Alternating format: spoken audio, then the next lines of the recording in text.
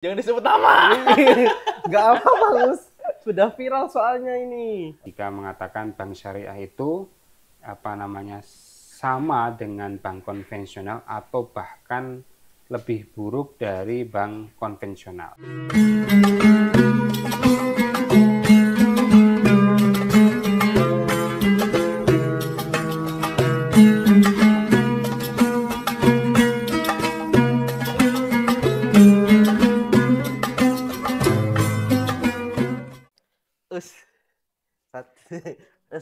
Datang-datang salam dulu lah. Assalamualaikum. Ada berita yang lagi rame nih, Us. Bentar dulu. Terkait tetangga antum. Dijawab juga belum. Parah loh. Gimana? Tetangga antum, Us. Oke. Guru itu mengatakan bahwa Kok guru? iya, Us. Jangan disebut nama. Nggak apa-apa, Us. Sudah viral soalnya ini. Oke. Penting untuk diketahui. Jadi mengatakan bahwa perbankan ekonomi syariah itu lebih haram daripada konvensional. Kok bisa kayak gitu? Ulama bukan. Ngeri kan? Belajar Tetangga agama antum loh, nggak Us. tahu. Waduh ya. Ada juga 3 alasan kata dia, Us. Apa tuh? 1, karena dalam ekonomi syariah Iya. itu atau perbankan syariah itu ada ribanya. Ketika Oke. riba itu dianggap haram, maka itu berdosa kan. Betul. Dan itu haram sebagaimana yang Oke, ada langsung di selanjutnya bank jangan dulu diterangin. konvensional. Oke. Kemudian kedua, katanya bank syariah itu menghalalkan sesuatu yang haram. Oke. Jadi ada istilah-istilah itu dihalalkan dengan istilah Islam katanya. Oke, yang ketiga. Yang ketiga, mereka menjual belikan agama, Us. Ngeri sekali bukan? Tapi emang masuk akal sih. Iya, terus bagaimana nih tanggapan antum sebagai tetangga guru ini? Aha. Punya ide. Kita tanya langsung ke Ustadz Mukhlis. Oke, mau yang ketemu pakarnya, kebetulan Ustadz. ada di sini. Gimana Ustadz? Statement kayak tadi itu bisa diterima apa enggak? Ya, saya kira perlu diluruskan ya, dan statement itu sangat tidak tepat. Ya, jika mengatakan bank syariah itu sama dengan bank konvensional atau bahkan lebih buruk dari bank konvensional. Ya. Terkait dengan alasan-alasan yang dikemukakan tadi, gimana? Ya, jadi terutama alasan terakhir itu ya. Yang memperjualbelikan agama, Ustaz. Memperjualbelikan agama atau bahasa ilmiahnya apa, Us? Ilham? Kurang tahu saya, Ustaz. Komodifikasi agama. Wah. Ya. Mengerikan sekali nih. Aneh kira undangan buat inbox. Belum siap soalnya. Gimana, Ustaz? Jadi begini, sekarang dalam beberapa dekade terakhir ini, kata syariah itu adalah salah satu kata atau istilah yang paling populer yang dipakai oleh umat Islam di Indonesia atau masyarakat Indonesia paling sering mendengar salah satu istilah agama yang paling populer dalam ini adalah syariah. Syariah.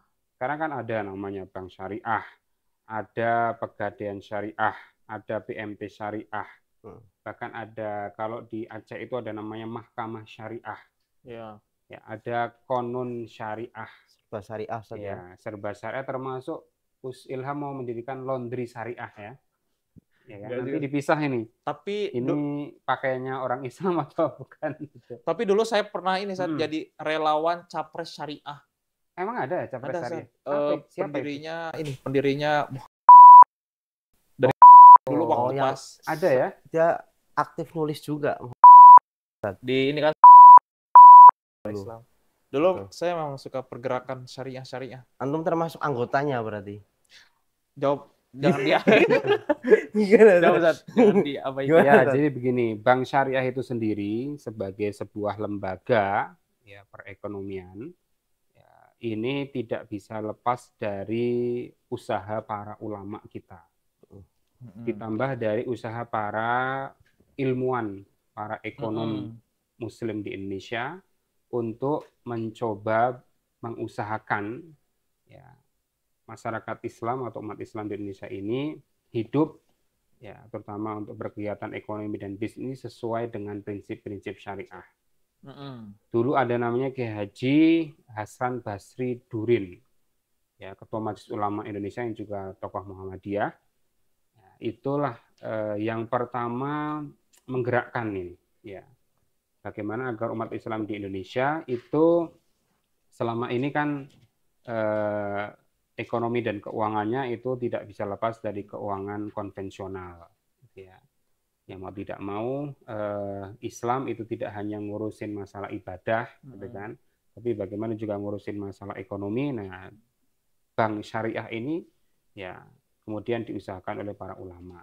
Jadi ketika Guru Gembul, mohon maaf saya sebut namanya ini ya, Iya, itu mengatakan bank syariah tidak sesuai dengan syariah, ya berarti ini menolak jasa para ulama dan para ekonom dan ilmuwan Islam yang tergabung dalam saat itu namanya Ikatan Cendekiawan Muslim Indonesia, yang pada tahun 1990 mengusahakan, ya bukan karena dorongan pemerintah ya, tapi dorongan umat Islam sendiri untuk mendirikan salah satu bank atau lembaga keuangan yang sesuai dengan prinsip-prinsip syariah. Maka berdirilah satu namanya Bank Muamalat. Nah, kemudian berkembang sejauh ini kita ada banyak bank syariah sekarang kan, sehingga bank syariah ini nanti terkait dengan hukum bunga bank. Ya, yang dulu Muhammadiyah pada tahun 1968 itu masih menghukumi bunga bank itu hukumnya syubhat antara halal dan haram kan. Nah, sekarang karena sudah ada namanya lembaga keuangan syariah, salah satunya adalah bank syariah, ya, maka hukum bunga bank itu dinaikkan pada tahun 2006 Majelis Tarjih mengharamkan yang namanya bunga bank. Sehingga dari sini umat Islam memiliki alternatif solusi pilihan dalam keuangannya, ya, tidak hanya perbankan atau keuangan konvensional, gitu ya. Nah, bank syariah ketika melekat, ya ada kata-kata syariah di situ, ya ini juga erat terkait dengan sistem termasuk struktur organisasi yang digunakan. Nah, untuk menjamin kesyariahan bank syariah ini, ya, maka di manajemennya itu ada namanya DPS, Dewan Pengawas Syariah, yang mereka adalah para ulama yang ahli di dalam bidang fikih, khususnya fikih muamalat, tapi juga mengetahui hal-hal terkait dengan ekonomi dan bisnis, yang mereka ini disertifikasi oleh namanya Dewan Syariah Nasional. Dewan Syariah Nasional ini salah satu entitas, ya, yang ada di Majelis Ulama Indonesia yang mengurusi tentang fatwa-fatwa syariah atau keuangan syariah di Indonesia. Jadi bank syariah itu beroperasional, ya, menjual produk-produknya, menawarkan produk-produknya, mau itu bentuk tabungan, investasi seperti reksadana dan lain sebagainya, ya, itu sudah menyesuaikan dengan fatwa-fatwa Dewan Syariah Nasional ini. Pun Dewan Syariah Nasional ini juga menempatkan masing-masing DPS, Dewan Pengawas Syariah, di lembaga-lembaga keuangan syariah seperti Bank Syariah sekarang. Sehingga apa? Setiap transaksi apapun, gitu ya, ya entah kita mau nabung, mau investasi emas atau apa di situ, itu sudah diawasi oleh Dewan Pengawas Syariah ini. Sehingga apa? Dari situ ya sudah ada istilahnya garansi penjaminan ini sesuai syariah. Tetapi syariah yang seperti apa? Syariah yang dipahami oleh para ulama di Dewan Syariah Nasional. Ini kumpulan para ulama dari berbagai macam ormas, gitu ya, di Indonesia, yang kemudian mereka membahas kaitannya dengan produk-produk atau jasa keuangan yang ditawarkan oleh bank syariah, dan kemudian mereka buat fatwanya, dan dari fatwa ini dibuat menjadi aturan-aturan perundang-undangan yang diadopsi oleh misalkan otoritas jasa keuangan. OJK kan yang mengawasi dan menetapkan, gitu kan, bank-bank itu berjalan dengan baik atau tidak, gitu kan. Nah, jadi berarti ya istilah syariah di dalam bank syariah itu bukan cuman modus marketing aja ya? Iya, bukan. Berarti memang benar-benar Tapi syariah. punya konsekuensi bahwasanya ya syariah di sini harus dijaga betul sesuai dengan prinsip-prinsip ajaran Islam dalam hal ekonomi dan bisnis. Oke. Yang Kalau itu apa namanya dipahami oleh sekelompok ulama tertentu dalam DSN tadi. kalau tadi turuhan si yang tadi dibicarakan konten kreator itu, eh, bener nggak ada sisi ribanya tetapi dibalut dengan bahasa-bahasa yang lain, misalkan akad apa tuh mudorobah Mudorobah. lah Iya. atau akad apa gitu. Ya, jadi ini terkait dengan yang namanya fikih ya.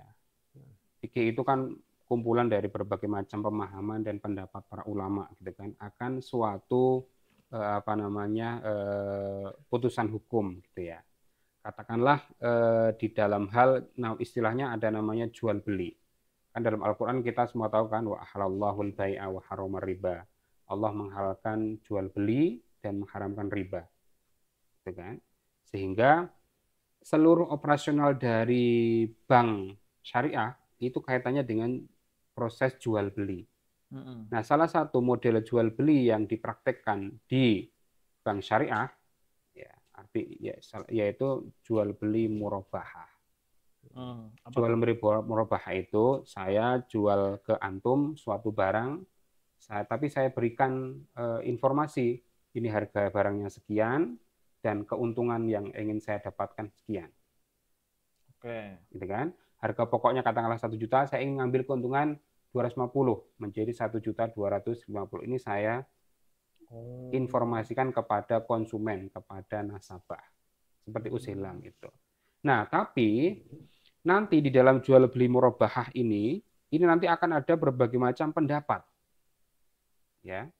Di dalam fikih muamalat. Misalkan, apakah boleh jual beli murabahah itu ditambah dengan akad yang lain namanya akad wakalah?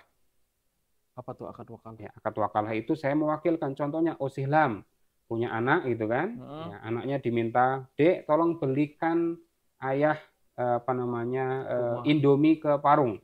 Berarti Usihlam mewakilkan kepada anaknya untuk beli Indomie di warung.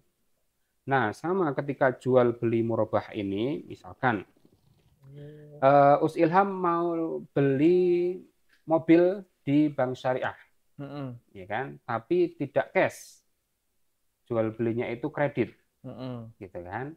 Nah, Usilham ya langsung bilang ke bank syariah, tolong saya dibelikan mobil speknya atau mereknya A, ya gitu kan? Baik, gitu kan? Kemudian karena Usilham nggak punya uang, gitu kan, artinya mau kredit, gitu kan, maka bank syariah kemudian membelikan dulu mobil itu di dealer, baru kemudian dijual lagi ke Usilham dengan harga yang dinaikkan. Dengan harga pertama tadi, harga aslinya berapa, kemudian disampaikan juga harga keuntungannya berapa. Misalkan harganya 100 juta. Bank syariah mau menawarkan ini loh harganya 100 juta aslinya gitu kan. Kemudian saya ngambil untung 10 juta atau 20 juta menjadi 120 juta. Nah, itu namanya jual beli murabahah. Nah, nanti ada sebentar. Saya belum selesai. Gantian dulu. Ini aura kumpulnya mulai keluar. Ya, aura perlawanannya ya. Nah, nanti ya, kemudian Usilham ini kebanyakan oleh bank syariah diminta langsung ketemu penjual mobilnya, dealernya. Gitu kan? Jadi terjadi tiga pihak lah. Ya, ada 3 pihak, gitu kan. Apa namanya? Bank syariah tinggal mentransfer uang harga mobil tadi itu ke yang dealer. Sudah harga pokok dengan tambahan keuntungan tadi yang ingin diambil oleh bank syariah langsung ke antum, dan antum sendiri yang datang ke dealer. Oh gitu. Nah, itu namanya adalah jual beli murabahah bil wakalah. Tanpa bank syariah dalam hal ini itu kan harus datang ke dealer. Nah, dan ini menurut sebagian teman-teman yang menganggap bank syariah itu tidak sesuai dengan syariah, itu seperti hanya minjamin uang saja. Iya, betul. Ya kan? Ya, padahal itu namanya kalau dalam fikih muamalah itu namanya akad wakalah. Ya, jadi mewakilkan. Kenapa nggak bank syariahnya aja langsung ke Boleh dua-duanya, gitu kan? Bank syariah bisa melakukan dia membeli langsung, gitu kan? Iya. Kemudian menjual lagi kepada Us Ilham atau mewakilkan ke Us Ilham. soal teknis aja berarti ya? Iya, soal teknis saja. Dan itu ada legalitasnya di dalam syariah. Namanya tadi akad wakalah, gitu kan? Bedanya dengan logika riba apa? Logika riba itu begini. Allah berfirman dalam surat Al-Baqarah ayat 275 tadi kan, Oke. wa ahalallahu al-bai'a wa harrama riba. Namanya al-bai', jual beli itu adalah antara uang dengan barang atau jasa, Oke. ya kan? Ya. Tapi kalau riba, ya, yang Nabi SAW menjelaskan riba itu kebanyakan di an-nasi'ah, innamar riba fin nasi'ah. Riba itu kebanyakan ada dalam utang piutang, gitu kan? Nah, kalau riba itu antara uang dengan uang, Oke, betul. Iya ya. ya kan? Iya benar. Dan nanti ditambahi tambahan bunganya, gitu kan? Tapi kalau jual beli tadi antara uang dengan barang dan ada tambahan keuntungannya kan? Iya. Gitu kan? Nah, kalau jual beli itu ada barang atau jasa yang real yang diperjualbelikan, yang dipertukarkan, kalau gitu kan. Tapi kalau riba itu hanya uang dengan uang, tidak ada barang atau jasanya. Oke. Berarti gini Ustaz, kalau semisal syariah boleh disederhanakan, di situ ada unsur antarodin Ustaz ya, ridho antara mungkin saya yang akan membeli barang dengan pihak banknya. Sedangkan kalau konvensional atau yang riba tadi tidak ada unsur itunya Ustaz. Ya, semuanya ada apa namanya persetujuan ya, kedua belah pihak sama-sama setuju gitu kan.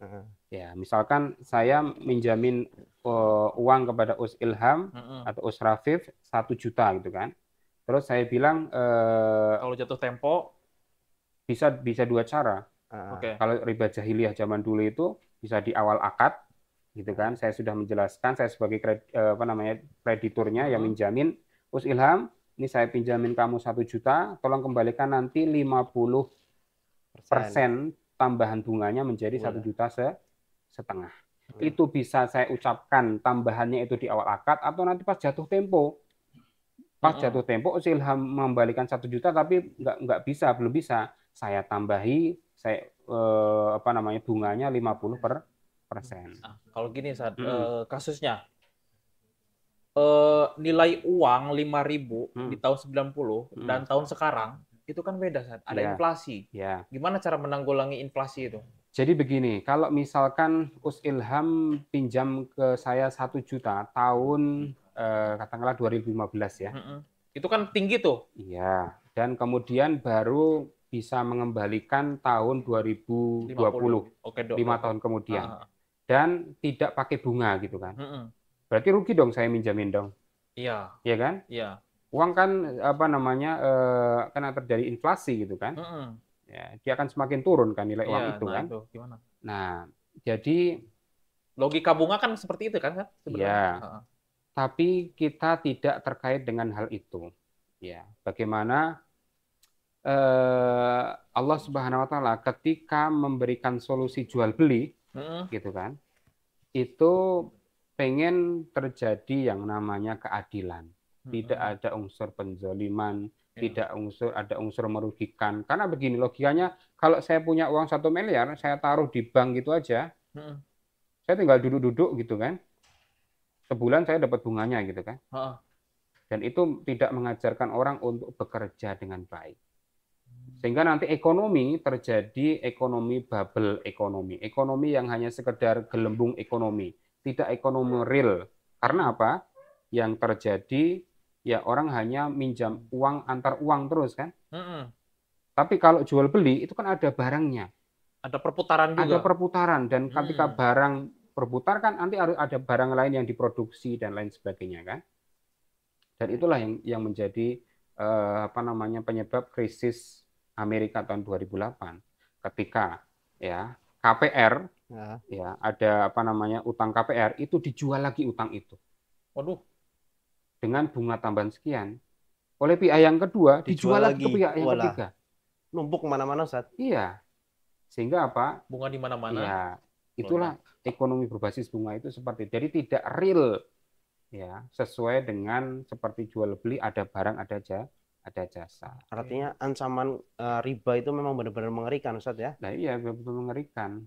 Berarti memang ekonomi syariah itu bebas dari riba, dan kalau ada mengambil keuntungan itu sebenarnya bukan bagian dari riba, tapi dari prinsip jual beli sebenarnya kan? Iya, prinsip jual beli, ada jual beli jasa atau istilahnya sewa menyewa ya. Saya kerja di suatu tempat, saya digaji dan lain sebagainya itu kan, itu diperbolehkan gitu kan. Jadi syariah di sini ya, terutama kaitannya dengan fikih muamalat gitu kan, transaksi ekonomi dan bisnis itu memang seperti fikih yang lain itu banyak terjadi perbedaan pendapat.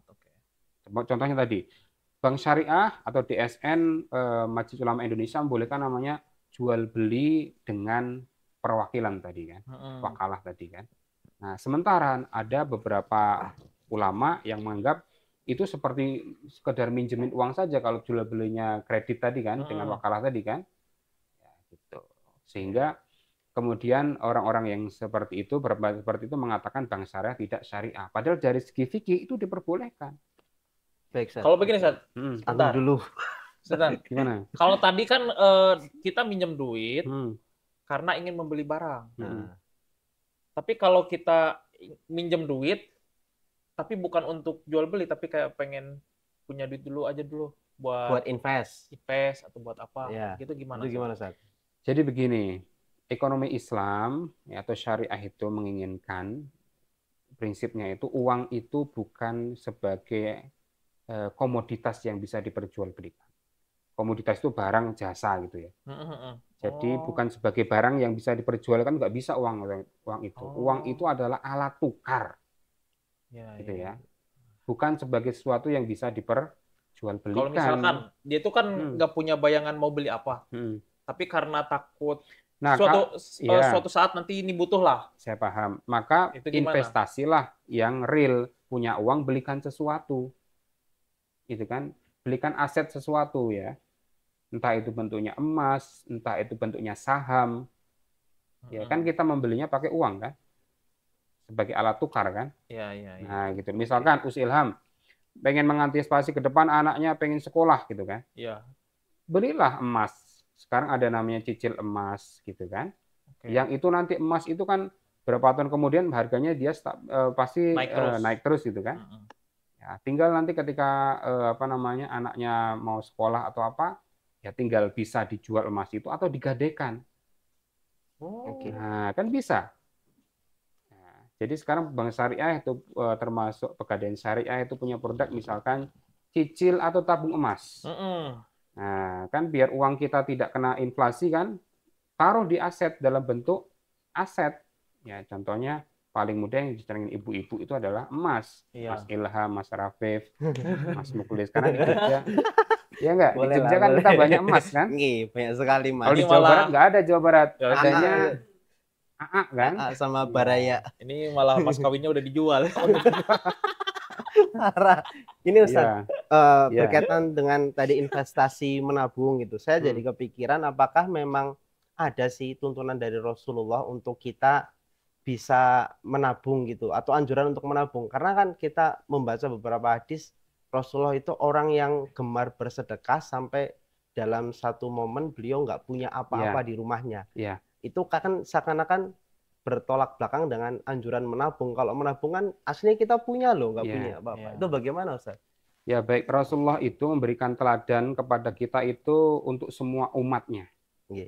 Ketika umatnya itu punya duit, ya punya harta, ini loh dicontohkan Nabi seperti ini. Ketika umatnya tidak punya harta, ini loh yang bisa dilakukan. Jadi Nabi itu memberikan contoh itu untuk semua kondisi umatnya. Iya, betul. Gitu ya. Nah, ketika berpunya, kita punya aset, punya harta, Nabi itu mencontohkan, Nabi itu nggak tahan kalau ada uang di bawah bantal atau ranjangnya itu 3 hari. Lebih dari 3 hari itu udah pusing Nabi itu kan. Wah, ini bilang sama Aisyah, ini tolong disedekahkan. Ya, sehingga apa? Ini mengajari kita, bagi kita yang punya harta gitu kan, kelebihan harta, silahkan sedekahkan, diinvestasikan gitu kan. Dan Nabi juga mengajarkan kita untuk investasi karena Nabi itu adalah manajer investasi. Nabi kan sering dititipi modal oleh orang-orang kaya di Mekah untuk diputar gitu kan. Beliau berdagang ke Syams ya, ke Yaman. Nah, kemudian balik dia untung gitu kan. Nah, jadi itu sudah mengajarkan kepada kita Nabi itu untuk investasi. Tapi di sisi lain Nabi juga mengajarkan kalau kita nggak punya uang, boleh utang. Maka Nabi suatu hari ishtara ta'aman min Yahudiyin ila ajal. Nabi itu membeli makanan dari seorang penjual makanan Yahudi dengan kredit. Karena Nabi betul-betul nggak punya uang. Itu mengajarkan kepada umatnya yang sedang dalam kondisi tidak punya uang gitu kan. Boleh namanya jual beli kredit. Dan jual beli kredit itu biasanya ada tambahan beda dengan jual beli secara cash kan. Nah, berarti setiap pelaku Nabi itu sebenarnya bukan saling bertentangan. Iya, itu tapi disesuaikan dengan konteks lawan bicara beliau ya. Umatnya kan kondisinya beda-beda, ada yang kaya, ada yang miskin, ada yang sedang kekurangan. Iya, untuk yang miskin kayaknya ada doa yang terkenal kan Ustadz, dan saya yakin Ustadz Ilham kalau khutbah Jumat nggak mungkin doa itu. Apa doa? Karena saya bukan miskin. Nggak, khawatir makmumnya nggak mengamini yang Allahumma ahyini miskinan itu loh. Oh. Itu kan. Itu Rasulullah sendiri yang berdoa. Sama untuk investasi, Ustadz. Sekarang kan ada teknologi yang terkenal, Ustadz, yang fintech atau apa itu, Ustadz. Itu maksudnya bagaimana, Ustadz? Finansial. Ya, jadi karena sekarang laju perkembangan teknologi ini tidak bisa kita pungkiri ya. Jadi yang selama ini kita manual harus datang ke bank dan lain sebagainya kan untuk membeli sesuatu dan lain sebagainya itu sekarang sudah tidak lagi berbasis kepada pertemuan secara fisik tapi sudah pakai intermediary lewat perantara teknologi tadi ya. Iya, sudah terdigitalisasi ya, sama seperti kita semua ini sekarang kan nggak harus ke bank kan, masing-masing punya apa namanya m-banking ya, internet banking dan lain sebagainya itu ya. Kan tinggal kita mau apa namanya beli sesuatu semuanya pakai lewat m-banking ini gitu kan. Nah, sehingga itulah teknologi yang mempengaruhi keuangan sehingga sekarang mungkin ada istilah perusahaan investasi syariah ya atau manajer keuangan syariah seperti Nabi itu. Kalau Nabi kan masih manual itu kan. Ada orang titip uang kepada Nabi, istrinya beliau Khadijah orang kaya di Mekah saat itu titip uang kepada Nabi kemudian diputar sama Nabi dalam bentuk jual beli barang gitu kan.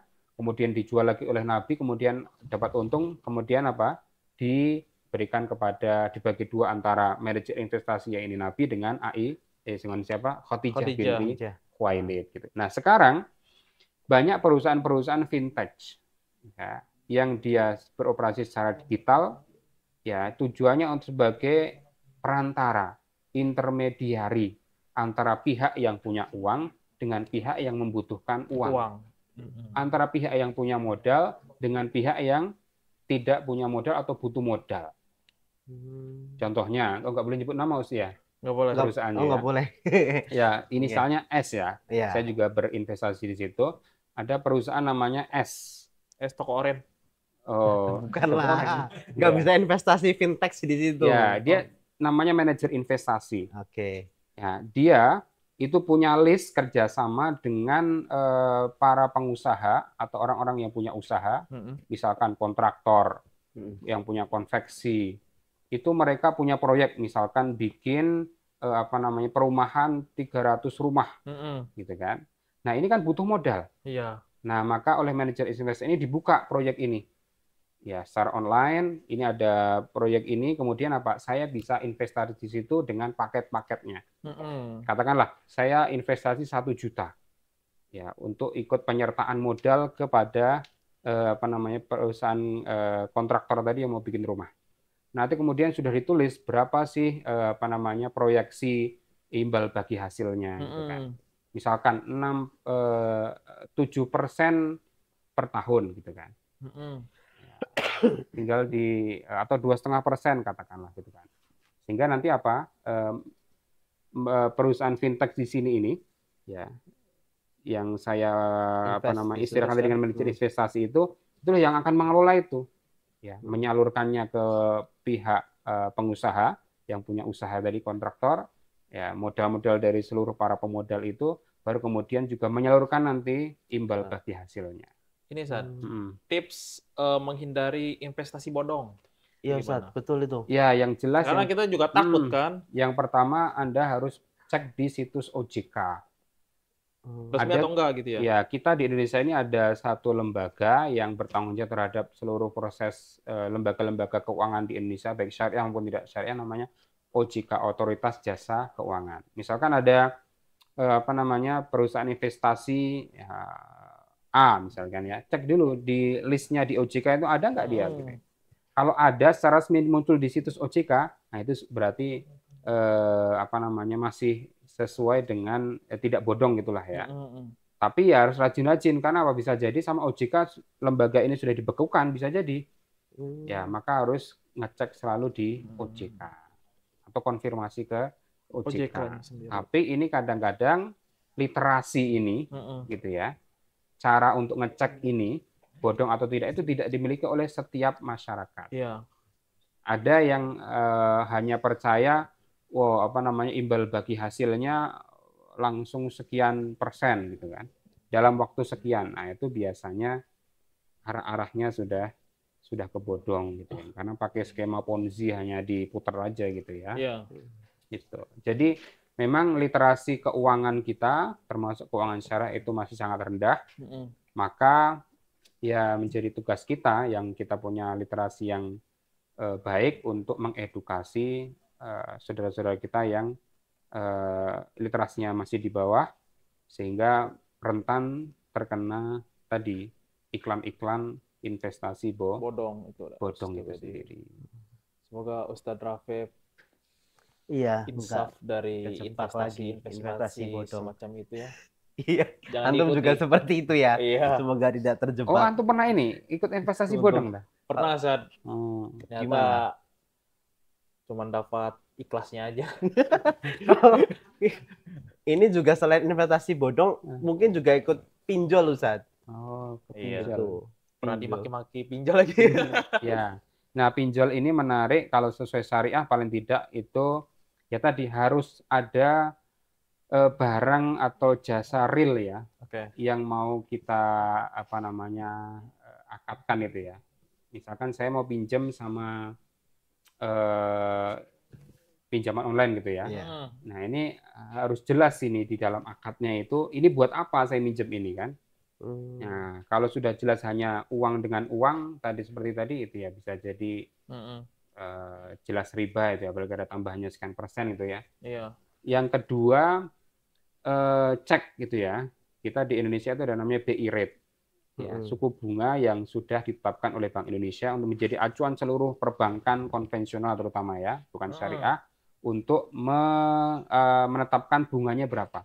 Nah, biasanya BI itu hanya dari 9 sampai 12% per tahun ya. Nah, kalau ada yang di atas itu, nah itu biasanya sudah jelas identifikasi. Gitu. Pinjol abal-abal. Pinjol abal-abal lah gitu ya. Baik, terima kasih Ustadz Mukhlis atas jawaban-jawabannya, mantap sekali. Kita akan kembali di Tarjih menjawab berikutnya.